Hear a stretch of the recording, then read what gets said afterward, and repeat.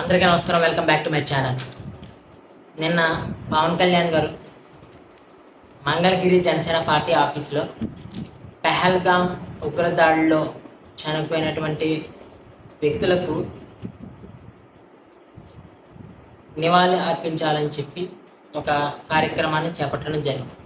అందులోని కావలి జనసేన కార్యకర్త కూడా అయిన మధుసూదన్ గారు చనిపోవడం కూడా జరిగింది. దురదృష్టవశాత్తు ఆ కుటుంబానికి ఆర్థిక సహాయంగా 50 లక్షలు కూడా ప్రకటించడం జరిగింది. అది విషయాన్ని పక్కన పెడితే కళ్యాణ్ గారు ఒక మాటని చాలా గట్టిగా చెప్పారు. అదేమిటంటే, నేను గత కొన్ని రోజులుగా డిబేట్స్లో చూస్తూ ఉన్నాను, లేకపోతే న్యూస్లో చూస్తూ ఉన్నాను. కొంతమంది సూడో సెక్యులర్స్ అండ్ కాంగ్రెస్ వాదులు చాలా విపరీతంగా మాట్లాడుతున్నారు. వాళ్ళు గనక ఈ టైంలో ఇలా మాట్లాడితే కనుక దయచేసి ఈ దేశాన్ని వదిలి మీరు సపోర్ట్ చేస్తూ మాట్లాడుతున్నటువంటి ఈ దేశాన్ని వదిలి మీరు ఇక్కడి నుంచి వెళ్ళిపోవచ్చు అని క్లియర్గానే పవన్ కళ్యాణ్ గారు చెప్పారు. కావాలంటే పాకిస్తాన్ కూడా వెళ్ళిపోవచ్చు అని చెప్పారు. నేనైతే వీళ్ళని ఇరాక్, లేకపోతే అక్కడ ఇంకొక కంట్రీ ఉంటుంది పాలిస్తీను, వెపన్ ఎక్స్పెరిమెంటల్ చేసే ఒక దేశం ఉంటుంది. మొత్తం కూలిపోయింది, కూలిపోయింది ఆ దేశం పేరు గుర్తు రావట్లేదు నాకు. ఆ దేశానికి పంపాలి అలాంటి వాళ్ళు. ఎప్పుడు ఏ బొక్కల నుంచి మిసైల్ వచ్చి మీద పడిపోతే తెలిపి చచ్చిపోతారు. అందులో ఆ లిస్టులో మొట్టమొదటిగా వచ్చే వ్యక్తి ఈయన. ఎవరనుకుంటున్నారు? కాంగ్రెస్ ఎమ్మెల్సీ మల్లన్న. ఈయన పూర్వోత్తరాలు తీస్తే ఈయన ఒక టీవీ షో నుంచి మొదలుపెట్టి బీఆర్ఎస్గా ఉన్న టైంలోని చాలా విప్లవాత్మకంగానే ఆ పార్టీ మీద యుద్ధం చేశాడు. అదేదో ఎలా ఉంటుందంటే, ఇంకా తెలంగాణ కోసం ప్రజల కోసం మాట్లాడిన గొంతుకులా మాట్లాడాడు. కాంగ్రెస్లో ఒక పదవి రాగానే మొత్తం గడంతా మారిపోయింది. హైడ్రా గురించి ఒక కోణం తీసుకొస్తాడు, ప్రతిదీ కాంగ్రెస్ సపోర్ట్గా ఏదో తీసుకొస్తా ఉంటాడు. అలాంటి ఆయన ఏమంటాడు? బోర్డర్ దాటుకొచ్చి ఇక్కడ ఉన్న మన భారతదేశంలో ఉన్న హిందువుల్ని టార్గెట్ చేశారా? మరి అక్కడ ఉన్నటువంటి హిందువులు, మైనారిటీలుగా ఉన్న హిందువుల్ని పాకిస్తాన్ ఎందుకు టార్గెట్ చేయట్లేదని ఆయన క్వశ్చన్ వేశారు. కాబట్టి డెఫినెట్గా ఆయన వీడియో చూడండి. నేను ఇక్కడ వీడియో పెట్టట్లేదు, మీరు ఒకసారి యూట్యూబ్లో సెర్చ్ చేస్తే దొరుకుతుంది. అలాంటి వాళ్ళకి నేను క్లియర్గా చెప్తాను. ఆయన ఒక్కడే కాదు, దీన్ని ట్రిప్ చేయాలి, టర్న్అవుట్ చేయాలన్న ప్రతి ఓడి ఈ పాయింట్ ఎత్తుకుంటున్నాడు. ఒక యూట్యూబర్ను కూడా ఈ పాయింట్లో చూశాను. వీళ్ళకి అర్థం కావాల్సింది, ఇప్పుడు నేను పెడుతున్నాను స్క్రీన్ షాట్ చూడండి. 1947లో పార్టీషన్ జరిగినప్పుడు అక్కడ పాకిస్తాన్లో 23% ఉన్నారు హిందూస్. తర్వాత 1998కి మైగ్రేషన్ ద్వారానో లేకపోతే కన్వర్షన్ ద్వారానో అక్కడ పరిస్థితులు బాగోక ఇప్పుడు 1.6% అంటే వీళ్ళు చెబుతున్నట్టుగా 50 లక్షల మందికి పడిపోయారు. ఎంతో హింసించారు మతం మారమని, గుళ్ళు పగలగొట్టారు, ఆడవాళ్ళని ఇబ్బంది పెట్టారు. అక్కడ హిందూ ఆడవాళ్ళని అక్కడ జరగాల్సిన అకృత్యాలు, అక్కడ హిందువుల మీద జరగాల్సిన అకృత్యాలు జరుగుతూనే ఉన్నాయి. అది మనకు తెలిసిన నోరు మూసు కూర్చుంటాం. మనం ఒక గవర్నమెంట్కి వ్యతిరేకం కాబట్టి, లేకపోతే ఒక విధానానికి వ్యతిరేకం కాబట్టి నిజాలు తెలుసుకోకుండా మాట్లాడితే ఇలాగ బొక్కబోర్లో పడతారు. ఈవిడెవరో టీఎంసీ తృణమూల్ కాంగ్రెస్ వెస్ట్ బెంగాల్కి సంబంధించి మర్జినా ఖతూన్ అంటారు. ఈవిడు చాలా కామెడీగా మాట్లాడుతుంది. వక్ఫ్ బోర్డుకి సంబంధించి నిరసన జరుగుతున్నాయి కాబట్టి దాని నుంచి డైవర్షన్ చేయడానికి బీజేపీ ఇదంతా చేసుకుని వచ్చిందంట. అయితే మరి వెస్ట్ బెంగాల్లోని ఈ వక్ఫ్ బోర్డు సంబంధించి జరిగిన నిరసన సెగలు, హిందువులు తరిమి కొట్టడాలు, లేకపోతే ఒక కుటుంబం ఇంట్లోకి దూరి చంపడం, ఇవన్నీ రాజకీయ ప్రయోజనాల చుట్టూ జరిగిన కథలా? అంటే నేను అంటోంది మీకు అర్థమవుతాం.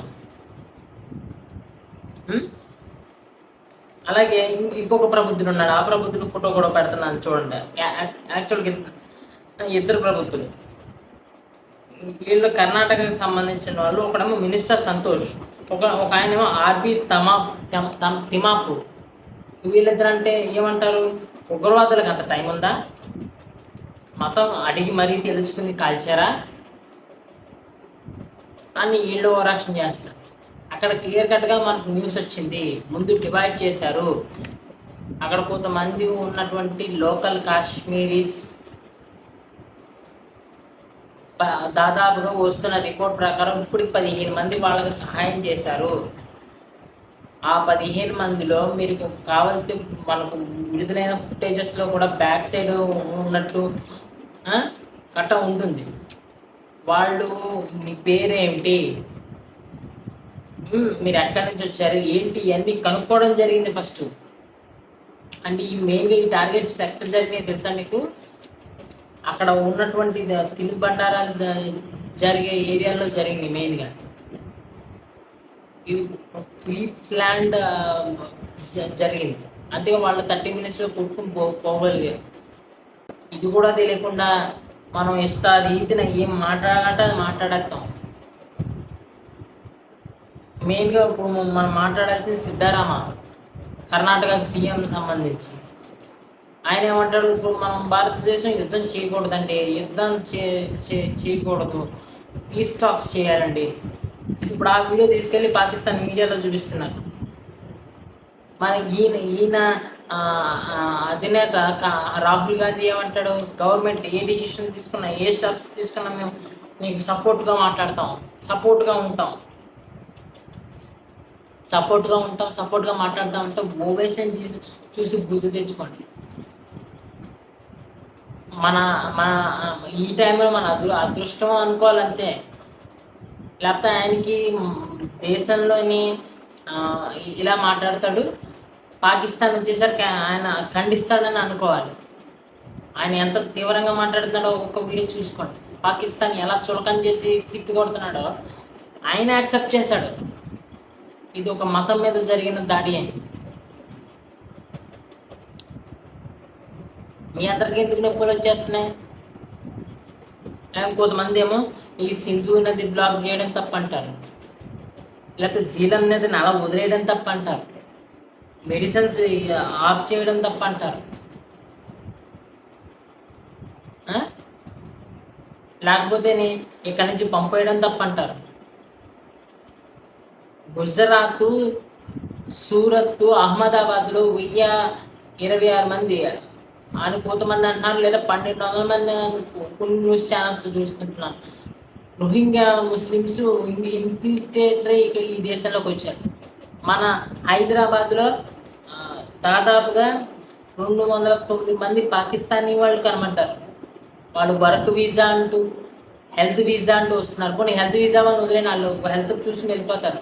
ఈ వర్క్ వీసా మీద వచ్చిన వాళ్ళు ఏంటో ఒక వర్క్ కుర్తో కానీ ఇంకొక వర్క్ చేసుకుని పోతారు. వాళ్ళతో మనకి ఎప్పుడైనా ప్రమాదం కాదా? మేము ఈ రోహింగ్యా ముస్లింతో ప్రమాదం కాదా? బంగ్లాదేశ్లో ఏం జరిగిందో మనం చూడలేదా? బంగ్లాదేశ్లో అంత దారుణంగా జరిగినప్పుడు మనం వీడియోస్ సర్క్యులేట్ చేసి వాళ్ళకి సపోర్ట్గా మాట్లాడిన మనం ఇప్పుడు మన భారతదేశంలోనే నీ మతం ఏంటి, నీకు సుంతి జరిగిందా, నువ్వు కల్మా చదువు, నీ ప్యాంట్ టిప్పు అని అడిగి మరీ చంపిన వ్యక్తుల గురించి స్ట్రాంగ్గా మాట్లాడకుండా ఇది భారతదేశం మీద జరిగిన దాడి కింద అభివర్ణిస్తారేంటి? ఇది భారతదేశం మీద జరిగిన దాడియే, కానీ దానిలో కోణం చూపించారేంటి? అదే ఏ ముస్లిం సోదరులకు, ఏ క్రైస్తవ సోదరులకు ఇలా జరిగితే మీరు వార్తలు చూపించే విధానం ఇదేనా? ఇంత ప్రశాంతంగా ఈ దేశం ఉందునా? ఈ పొలిటీషియన్స్ ఉండనిద్దురా? మైనారిటీ ఇంపీచ్మెంట్ గత 60 సంవత్సరాలుగా వాళ్ళ రక్తంలో నిండిపోయి, వాళ్ళ ఆలోచనలో నిండిపోయి, వాళ్ళ పార్టీ సిద్ధాంతంలో నిండిపోయిన ఈ పార్టీలు నిజంగా వేరే మతానికి జరుగుంటే ఇలా ఈ దేశాన్ని ఉండనిద్దర ప్రశాంతంగా? ఎక్కడికక్కడ అల్లర్లు నిరసనలు జరిగేవి కాదా? శాంతియుతంగా కొవ్వొత్తి ర్యాలీలు జరిగి ఉండేవా? వీళ్ళందరినీ తన్ని తగిలేసి పంపించగలుగుతా?